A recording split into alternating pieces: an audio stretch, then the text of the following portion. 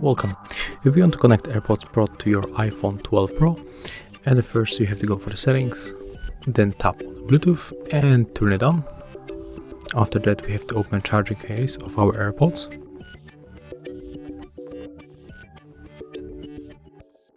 If this notification is not going to pop, so we have to close the case and open it one more time. And right now simply click on the connect.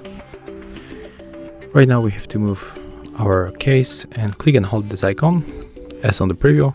So click, hold, keep holding until they connect. And right now they are connected, so we can release this button. And right now we can simply use our AirPods.